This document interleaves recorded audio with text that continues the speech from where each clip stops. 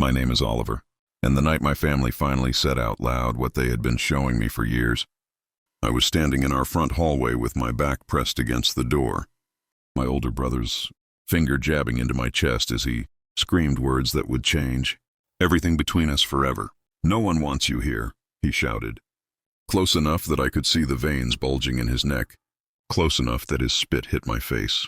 Before I could even process the weight of those words, before I could figure out if I should fight back or just leave, I heard something that made my blood run cold. Clapping. Slow, deliberate clapping. My mom. She was actually standing there in our living room, applauding my brother like he had just delivered the winning argument in a debate championship, instead of verbally destroying her own son and physically shoving him toward the street. My dad stood off to the side near the kitchen doorway, arms crossed, eyes fixed on the floor. Tiles like if he stared hard enough he could pretend he wasn't really witnessing this moment. Pretend he wasn't choosing silence over defending me. In that single moment, something fundamental inside me just switched off. I didn't scream back. I didn't cry. I didn't beg them to take it back or tell me they didn't mean it. I just looked at all three of them, memorized the expressions on their faces, the way they looked almost proud to finally push out the family disappointment. And I said one word. "Okay. Before we dive in, I need you to do something for me. Hit that subscribe button right now, because this story is going to take you on a journey you won't forget.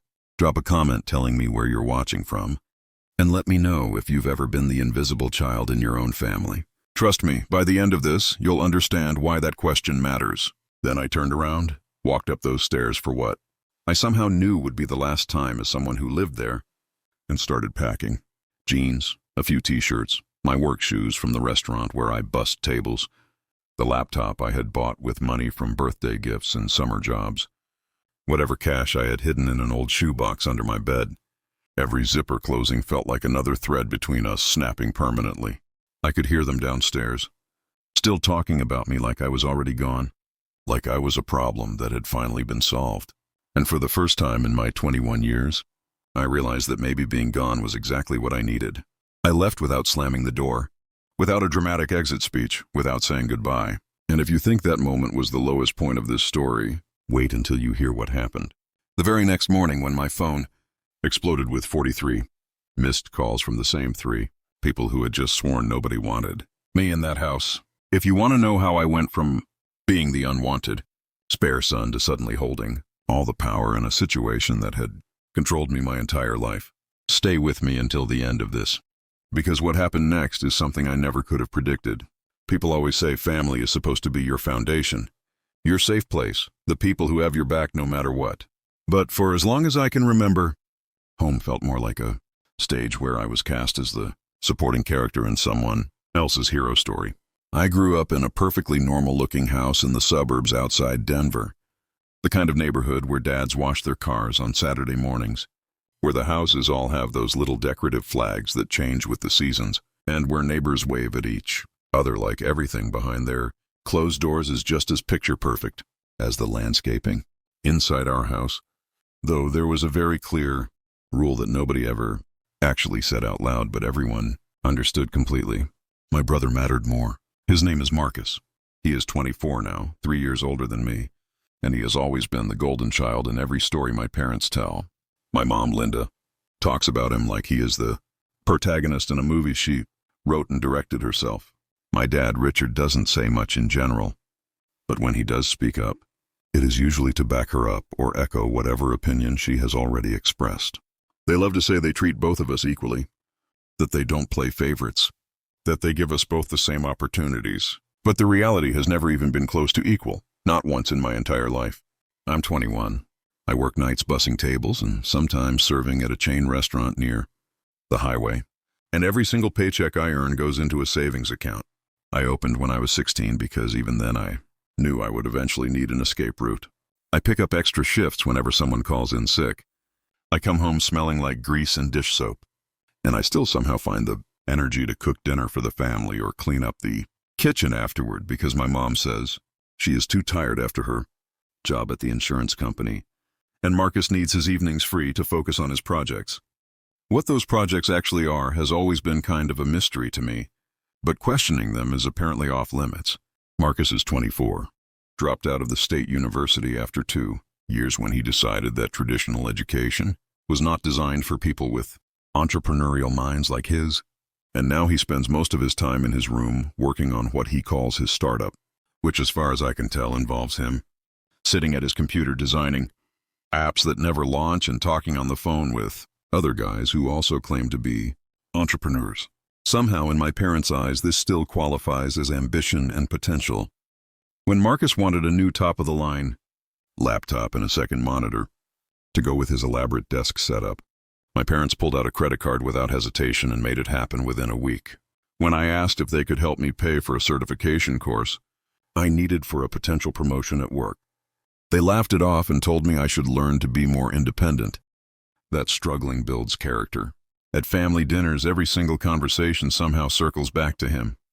His ideas, his plans, his stress about the business world, his opinions on politics or movies or whatever random topic comes up. If I mention something good that happened at work, like getting a compliment from my manager or making good tips on a busy night, someone glances at their phone and the subject gets changed within 30 seconds. If I bring up something I am excited about, like saving up for a weekend trip with friends or finally finishing a book I have been reading, I get polite nods and then the conversation shifts right back to Marcus. Eventually, I just stopped trying to contribute. I started clearing plates, refilling water glasses, stacking dishes in the dishwasher, like some kind of unpaid kitchen staff who happened to live there. The thing is, it wasn't always explosive or dramatic or obvious from the outside. It was 1,000 small choices, 1,000 tiny cuts that added up over years until I was bleeding out and nobody seemed to notice or care. Mom calling Marcus her baby boy while reminding me that at my age, I should be pulling my own weight.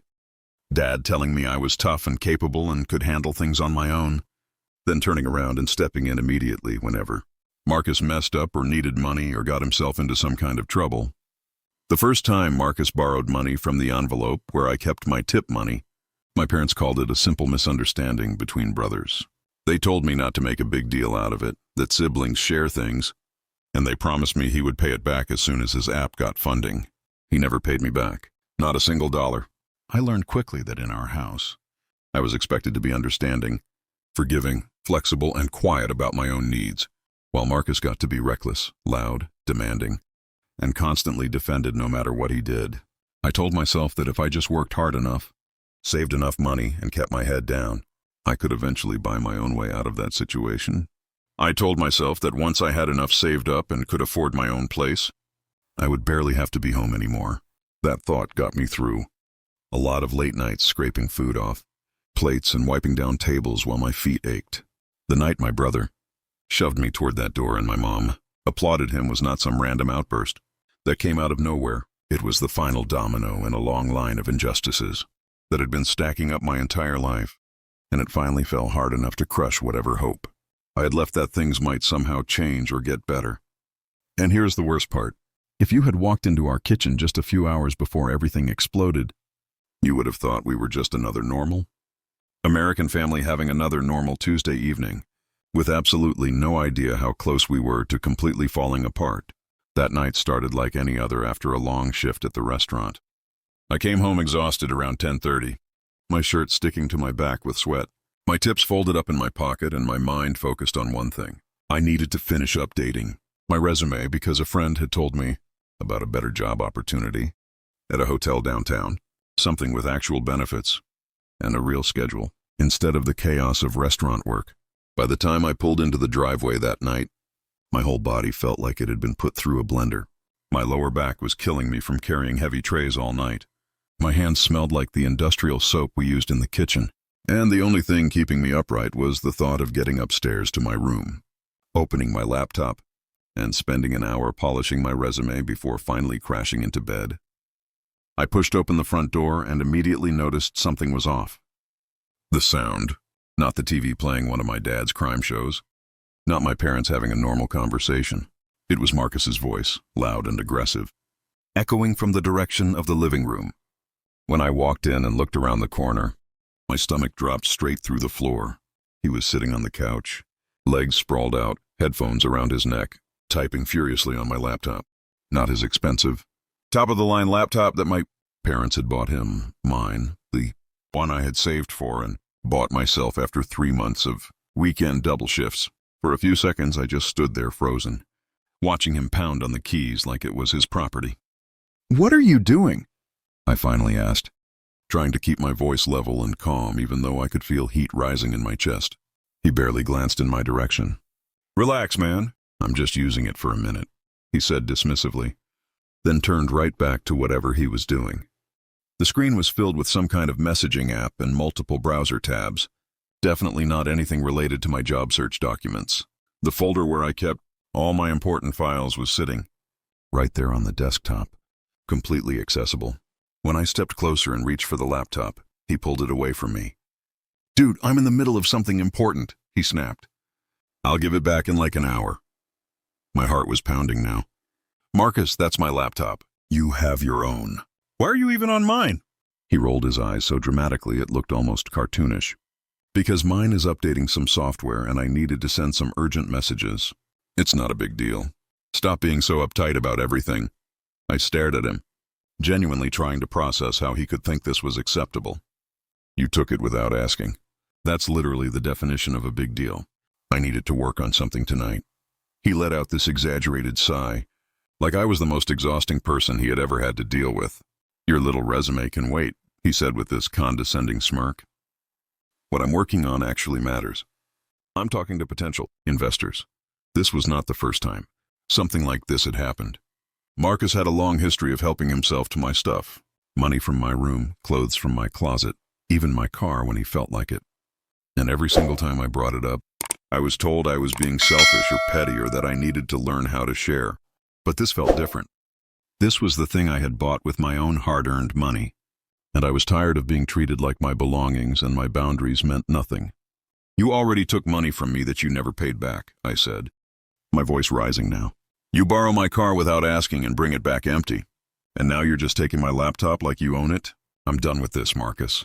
I'm seriously done." The second I mentioned the money, his whole face changed. He ripped the headphones all the way off and stood up fast, squaring his shoulders like he was getting ready for a fight. "Oh my God, are you still crying about that money?" he shouted. "That was months ago. You're so pathetic, dude. You act like you're some kind of martyr because you have a job. Newsflash, nobody cares. You stole from me," I shot back, my hands shaking now. "You took it out of my drawer without permission. That's not borrowing. That's stealing. And Mom and Dad did nothing about it." He stepped closer to me, invading my space, his face twisted with anger. "You're just jealous," he hissed. "You're jealous because Mom and Dad actually believe in me, because they actually see that I have potential. Meanwhile, you're what? Scraping plates and taking orders. That's your big life plan?" "At least I'm working," I replied, my voice cold now. "At least I'm not living in a fantasy world where everyone has to fund my delusions while I contribute absolutely nothing to this family except drama and debt." That was the moment I crossed a line I didn't even know existed. His face went red and I could see his jaw clenching. Through his headphones, which were now sitting on the couch, I could hear notification sounds going off. Like whoever he was talking to was wondering where he went. "You don't get to talk to me like that," Marcus said, his voice dropping to something low and dangerous. "You think you're better than me because you work some dead-end job? You're nobody, Oliver. You've always been nobody." Before I could respond, the front door opened and both of our parents walked in, carrying bags from the grocery store, mid-conversation about something totally mundane. The second they saw us standing there, facing off in the living room, the energy shifted. My mom immediately rushed toward Marcus like he was the one under attack. Like he was the victim in this situation. "What is going on here?" she demanded, looking directly at me, not at him. Of course not at him. Marcus didn't even hesitate. He was ready with his version of events. "He's freaking out because I borrowed his laptop for like 5 minutes, he said, gesturing at me like I was being irrational. I was in the middle of an important conversation, and he came in here, acting like I committed some crime. "Borrowed?" I repeated, my voice sharp. "You took it without asking while I was at work. I need it tonight to apply for jobs. I've told you 100 times not to touch my stuff." I turned to my parents, hoping, praying that for once they would actually hear me. "Bought that laptop with my own money. He has his own computer upstairs. Why is he even allowed to just take mine whenever he wants?" My mom let out this long, tired sigh, the kind of sigh that says she thinks I am overreacting. before I have even finished talking.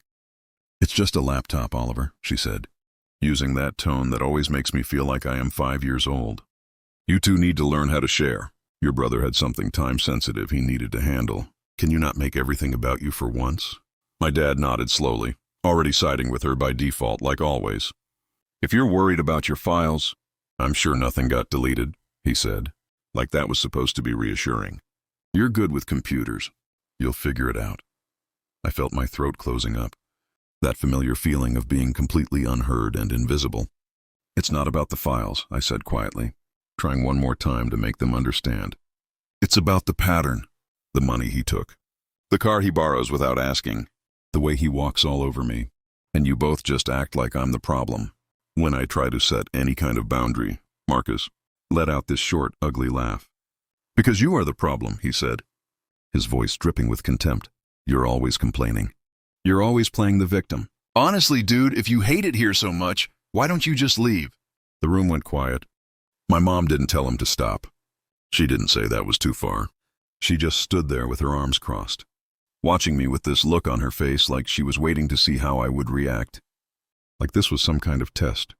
I felt heat rushing to my face, a mix of anger and hurt and something that felt like grief. "Maybe I should leave," I said, hearing my own voice crack slightly. "Maybe you would all be happier if I wasn't here taking up space." Marcus's face twisted into something that almost looked like a smile. "Yeah," he said, "maybe we would be." And then he shoved me. It wasn't a playful push or an accident. It was a real aggressive shove with both hands, the kind that sends you stumbling backward.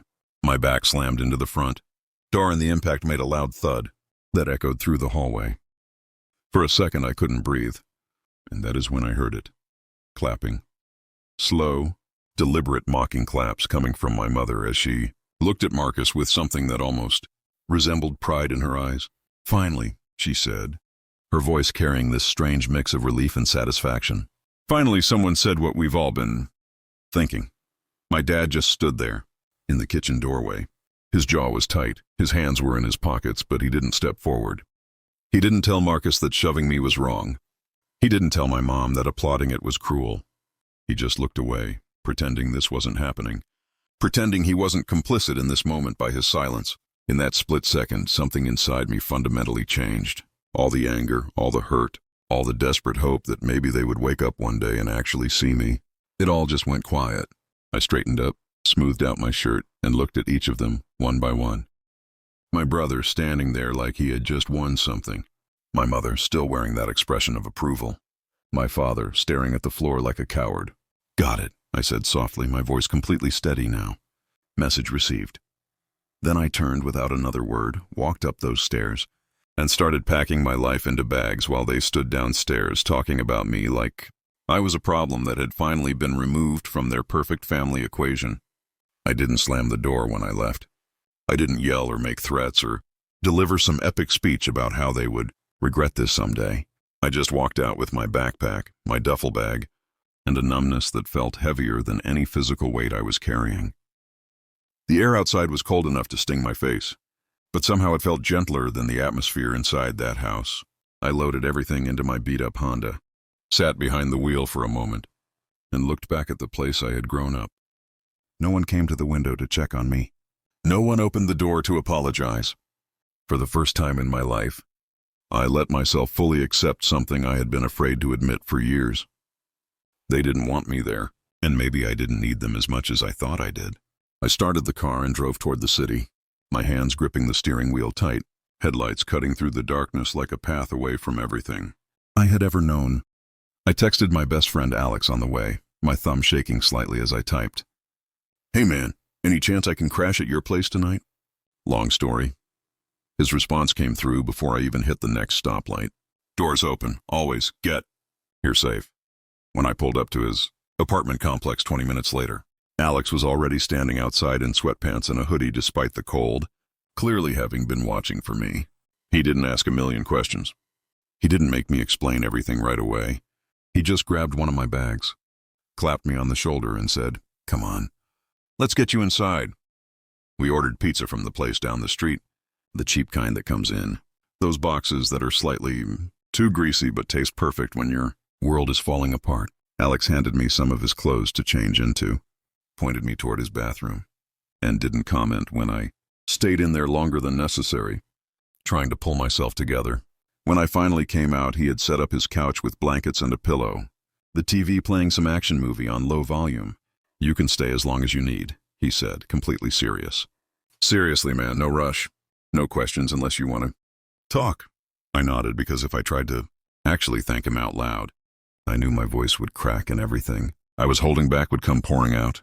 I fell asleep that night to the sound of the city, outside Alex's window instead of Marcus, yelling at video games through thin walls. It was different, but in the strangest way. It felt more peaceful than I had felt in years. No one demanding things from me, no one dismissing me, no one treating me like I was less than. The silence around me didn't feel like punishment. It felt like possibility. The next morning, the sound that pulled me out of sleep was not my alarm clock or Alex making coffee in the kitchen. It was my phone, vibrating so hard on the coffee table that it was literally moving across the surface. At first, through the fog of half-sleep, I thought maybe it was malfunctioning or someone was spam calling me. But when I finally grabbed it and looked at the screen, I just stared in disbelief. 43 missed calls, all from 3 names: Mom, Dad, Marcus. The notification panel was completely flooded with text messages stacked on top of each other, so many that my phone was struggling to display them all. The first messages were exactly what I expected, exactly what I had been hearing my entire life. "This is ridiculous. Come home. Oliver, stop being dramatic and come back. You're worrying your mother." There was one from Marcus that just said, "Real mature, dude. Way to make everything about you like always." I almost laughed at that one. They had literally pushed me out.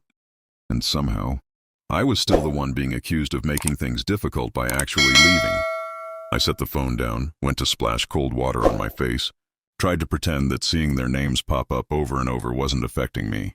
But when I came back to the couch, there were more messages. And this time the tone had completely changed. "Oliver, please answer your phone. This is serious. We need to talk. It's about your brother. Please call us back immediately.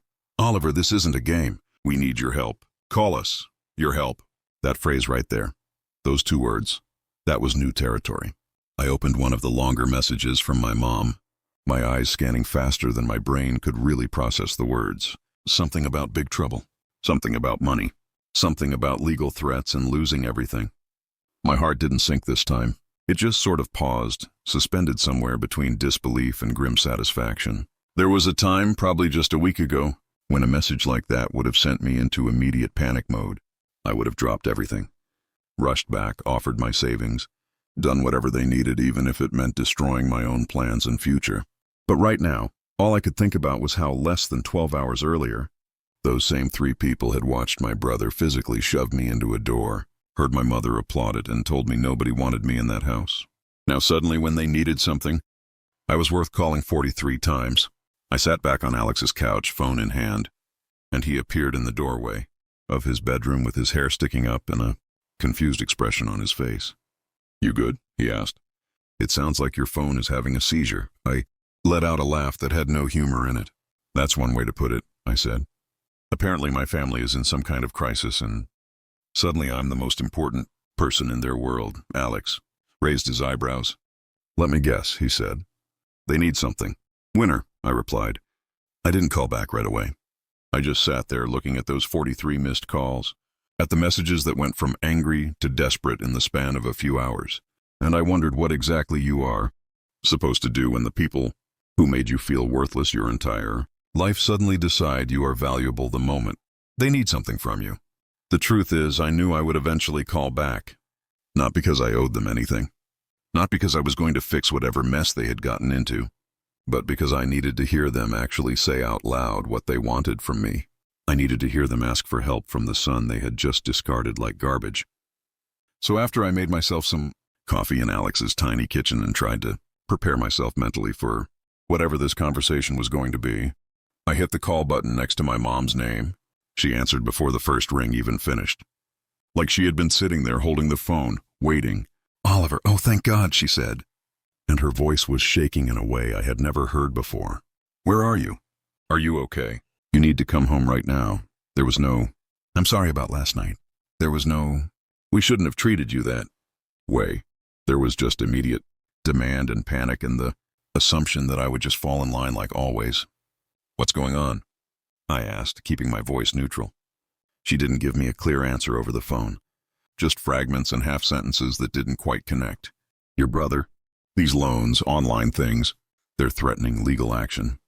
There are papers from lawyers. We could lose everything. Just come home, please. We need to talk face to face." Then she hung up before I could even say whether I was coming or not. I stared at my phone for a long moment. Alex was watching me from across the room, arms crossed. "You don't owe them anything," he said quietly. "You know that, right?" I did know that. I went anyway, because sometimes you need to see something through to the end, even when you know it's not going to give you the closure you want. The drive back to their house felt completely different this time. Not like going home, like going to a meeting I hadn't agreed to attend. When I pulled up, there was a stack of envelopes on the front porch table that definitely hadn't been there the night before. Even from outside, I could see bold letters through the plastic windows. Notice. Final. Warning. Past due. My mom must have been watching from the window, because the door opened before her. I could even knock. Her eyes were red and puffy. Her hair wasn't styled the way she usually kept it, just pulled back in a messy ponytail that made her look smaller and older than I remembered. For half a second I thought maybe she would hug me. Maybe she would apologize. Maybe she would acknowledge what had happened less than 24 hours ago. Instead, she just stepped aside and said, "Kitchen, we need to talk." My dad was already sitting at the kitchen table, surrounded by papers spread out in messy piles. Marcus was slumped in a chair in the corner, scrolling on his phone, looking annoyed but not particularly worried. On the table were credit card statements, printed emails, and one envelope with a law firm's logo that had the word foreclosure printed in letters big enough to read from across the room. My stomach twisted into a knot. "So," I said, keeping my voice flat and controlled, "what's all this?" My dad cleared his throat and adjusted his glasses, which is what he always does when he's uncomfortable. "Your brother made some poor financial decisions," he started. "We've been trying to manage it privately, but it has gotten out of control." My mom cut him off before he could soften it anymore. "He took out several online loans," she said, her voice tight. "Some in his name, some using our information. It was supposed to be temporary. He thought his business would take off and he could pay everything back quickly." I looked over at Marcus, who was still staring at his phone, like this conversation didn't really concern him. "Your business," I repeated slowly. "You mean the app you've been working on for 2 years that doesn't exist?" He glared at me but didn't argue. My dad sighed heavily. "The interest rates were much higher than we understood," he continued. "We tried to consolidate the debt, put some of it on a home equity line, move some to credit cards, but now everything is maxed out. The loans are in default, and the bank sent us this." He slid the foreclosure notice across the table toward me. I picked it up, scanned it, felt the words blur slightly as the reality sank in. "How much?" I asked. My mom swallowed hard. $22,000, she said, "to stop the foreclosure process and get us back on a payment plan that won't destroy us." The number hung in the air like smoke. $22,000. More than I had saved, more than I had ever seen in one place, but close enough to what I had in my account that I instantly understood why they had called me 43 times. "And you're telling me this because," I said slowly, even though I already knew the answer. My mom leaned forward, her hands reaching across the table toward me. "You have savings, Oliver," she said. "You've always been so responsible with money. You've been working nonstop for years. If you could just help us with this, we could keep the house. We'd pay you back. I promise. We would." I looked at her hands, at my dad's ashamed expression, at Marcus still pretending to be disinterested, and I felt something cold settle in my chest. "You want me to give you $22,000, I said. "The same family that told me less than a day ago that nobody wants me here." My mom flinched. "We were all upset," she said quickly. "Things were said in the heat of the moment. But this is bigger than that. This is our home, your home. Don't you care if we lose it?" I sat back in my chair, really looking at all of them. At the kitchen where I had washed dishes while they talked about Marcus's potential. At the table where I had eaten countless silent dinners.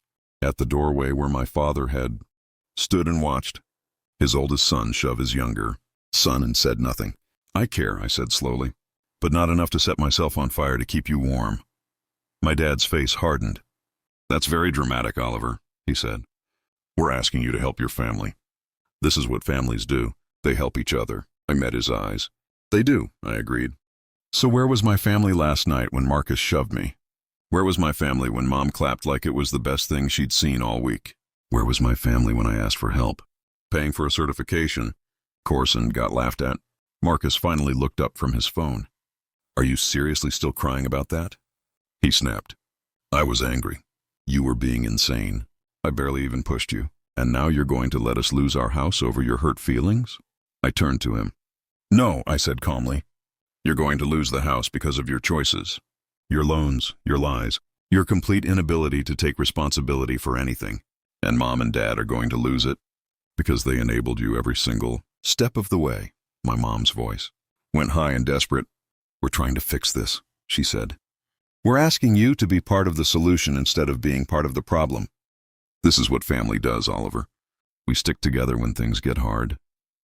I felt something click into place inside me, like a lock finally turning after years of being jammed. "You only call it family when you need something," I said quietly. "The rest of the time, I'm invisible. I'm the backup plan. I'm the one who's supposed to understand and sacrifice and stay quiet while Marcus gets everything he wants. So no, I'm not giving you my savings. I'm not taking out a loan. I'm not signing anything. I'm not fixing this." My mom stared at me like I was a stranger. "You can't be serious," she whispered. "If we lose this house, Oliver, that's on you. That's your choice." "No," I said, standing up and grabbing my keys. "If you lose this house, it's because you made it very clear last night that I don't belong here. You literally applauded when Marcus told me nobody wants me. So I'm just taking you at your word." Marcus muttered something under his breath about me being selfish. My dad looked like he wanted to say something but couldn't find the words. I walked toward the door, feeling their eyes on my back, feeling the weight of that moment settling into something permanent. For just a second, nobody moved. Nobody called after me. Then, just as I reached for the door handle, my mom's voice cut through the silence, smaller than I had ever heard it. "If you walk out that door without helping us, don't expect us to forgive you," she said. I looked back over my shoulder one last time. "You already made it clear you don't want me here," I replied. "This time I'm just choosing to believe you." And then I stepped outside, closed the door behind me, and left them sitting in that kitchen, with their unpaid bills and their broken family dynamics, finally facing the consequences of years of choices that had nothing to do with me. I wish I could tell you that walking out of that kitchen was the last I heard from them. But people who have spent your entire life using you don't just let go of that control easily. The minute I got back to Alex's apartment, my phone started going off again. First came the anger, exactly what I expected. Long paragraphs from my dad about betraying your own blood and abandoning family when they needed me most. Messages from my mom about how I was choosing money over the people who raised me. Marcus sent a series of texts calling me every name he could think of, ending with, "You're going to regret this when we're all homeless." I muted the group chat and tried to focus on filling out job applications on Alex's couch. But it is hard to concentrate when your own mother is typing essay-length messages about what a disappointment you turned out to be. Then, like flipping a switch, everything changed. By the next afternoon, the tone of the messages became softer, apologetic, manipulative, in a completely different way. "We didn't mean those things we said. We were scared and upset. You know we love you. I understand things have been tense. This is our chance to come together as a family." Even, Marcus sent something that almost resembled an attempt at reconciliation. "Look, just help with this one thing and I'll stay out of your way. I'll even pay you back this time." I swear, I actually laughed out loud at that one because he had made that exact promise about 4 times before and never followed through once. For a few days, I ignored all of it. I went to my shifts at the restaurant, came back to Alex's place, ate whatever cheap food we could afford, and pretended my life was finally just mine. But the messages kept coming. And eventually a different thought started forming in my mind. If they really wanted my help that badly, if they were really that desperate, maybe there was a way to make them finally admit what they had done. Not just to me in private, but publicly, where all the people they had been lying to for years could see the truth. So when my mom texted me late one night with, "Please, Oliver, just tell us what we can do to make this right," I didn't tell her to leave me alone. Instead, I typed back, "If you want my help, you're going to have to admit what you did, publicly." She responded immediately. "What do you mean?" I took a deep breath and let years of suppressed frustration pour into my response. "You're going to post on Facebook, from your account where all your friends and our relatives can see it. You're going to tell them you've been favoring Marcus his entire life, that you let him use my money and my things without permission, that you stood there and applauded when he physically shoved me out of the house and told me nobody wanted me there. You're going to apologize to me by name, not in private, not in a text message, publicly." The typing indicator appeared and disappeared about 6 times. When her response finally came through, it was just 3 words. "That's not fair," I typed back without hesitation. "Neither is asking your son to drain his entire savings to fix mistakes that have nothing to do with him. Your choice." Then I put my phone face down and went to bed, half expecting her to refuse, half hoping she would so I could finally be done with all of them. The next afternoon, Alex walked out of his bedroom holding his phone, with a strange expression on his face. You need to see this," he said. I hadn't looked at social media all day. He handed me his phone, and there it was. My mom's Facebook page, posted 2 hours ago. A long paragraph that already had 67 comments and was being shared. She had actually done it. She didn't word it exactly the way I had asked. She softened some parts, framed certain things as misunderstandings or mistakes made out of love. But the core of it was all there. The favoritism toward Marcus. The money he took from me. The night he shoved me and she applauded. Right there in the middle of the post was the sentence, "I was wrong and I hurt my son Oliver," displayed for everyone she knew to see. People were shocked. Comments poured in. I had no idea this was happening. That must have been so painful for Oliver. Some people tried to defend my parents, saying every family has conflicts, but others weren't letting it slide. Family members I barely knew started tagging me, asking if I was okay. Cousins I hadn't spoken to in years sent me direct messages saying they believed me and that they were sorry they hadn't known what was going on. My mom texted me a screenshot of her own post like it was proof of something. "There, we did what you asked. Now will you help us keep the house?" I stared at that message for a long time. I thought about the little kid version of me who would have done anything, given anything, sacrificed anything just to hear them say they were proud of me. I thought about how my chest had felt hollow and empty when she clapped while Marcus shoved me into that door. And then I thought about the version of me who had been sleeping on his best friend's couch and somehow felt more at peace than he ever had in that big house in the suburbs. I typed back slowly, choosing every word carefully. "I believe you're sorry, and I accept your apology. But I'm still not giving you my savings. I'm not going to fix this for you." There was a long pause. Then my dad's number appeared on my screen with an incoming call. I let it ring out. Another text arrived immediately after. "You're being cruel." I replied with one sentence that I meant more than anything I had ever said to them. Facing consequences isn't cruelty. It's just life. After that, things moved faster than even I expected them to. The bank doesn't care about Facebook posts or family drama or public apologies. The notices kept coming. The deadlines passed, and suddenly my parents had a move-out date. They tried to sell things to raise money, furniture, electronics, that expensive computer setup Marcus had convinced them to buy. It wasn't anywhere close to enough. Marcus lost his part-time gig at a tech support call center when they ran a background check and saw the financial mess attached to his name and the pending legal issues. The neighbors started noticing the for sale sign, then the moving truck. My mom's Facebook presence shifted from humble bragging about her successful son to vague quotes about betrayal and being let down by the people you love most. But the people who had seen her confession didn't forget. Some unfriended her, others just stopped engaging. The perfect image she had carefully built for years cracked, right down the middle. And this time there was nobody left to help her glue it back together. I watched it all happen from a distance, through screenshots and updates from relatives. With this weird mix of satisfaction and sadness sitting heavy in my chest, I hadn't actively destroyed their lives. I had just stopped cleaning up their messes. And somehow that was enough to let everything they had built on lies and favoritism collapse under its own weight. If you were in my position, would you have stepped in at the last minute to save them? Or would you have done what I did and let them finally experience what it's like to face the consequences of their own choices without someone else sacrificing themselves to fix it.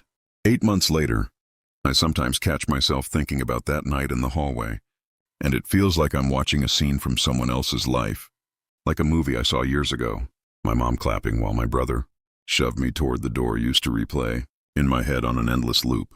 Now most nights I fall asleep in my own studio apartment that I found with money I saved and protected, with furniture I picked out myself, with my laptop sitting on a desk that nobody touches but me. I still work at the restaurant, but I got promoted to assistant manager, which comes with better pay and actual benefits. I picked up some freelance graphic design work on the side, teaching myself from YouTube tutorials and online courses I paid for with money I didn't have to give away to fix someone else's mistakes. The hotel job I was working on my resume for that night, I got it. I start next month with a salary that will finally let me breathe. My parents and I talk sometimes, but it's nothing like it used to be. My mom sends occasional texts about how difficult things have been in their new apartment, how she misses the old house, how she wishes things could go back to how they were before everything fell apart. My dad has sent a few apology messages, the kind that take responsibility in vague language that doesn't quite commit to anything. Marcus hasn't apologized, not really. He sent one message months ago that said, "I shouldn't have pushed you," and then immediately followed it up with, "But you didn't have to. Let them lose the house." I didn't respond. I'm not waiting for some big emotional reunion or a perfect ending where everyone hugs and cries and everything is magically fixed. The truth is, I don't need them to fully understand what they did anymore. I just need them to know that I won't stand in the line of fire for them ever again. The anger I carried for so long has mostly burned itself out. What's left is something quieter, a kind of peaceful clarity and a stubborn determination to never let anyone treat me that way again. I don't feel guilty for not saving them. They had years of chances to treat me like a son instead of a backup plan. They chose not to, and life finally held them accountable.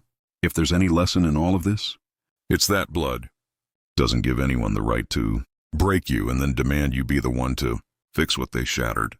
Sometimes the bravest and kindest thing you can do for yourself is walk away from people who keep proving they don't value you, even if those people share your last name and your history. So yes, my mom once clapped while my brother shoved me out of our house, and now I'm the one sleeping peacefully at night, building a life they don't get to control or guilt me about or take from anymore.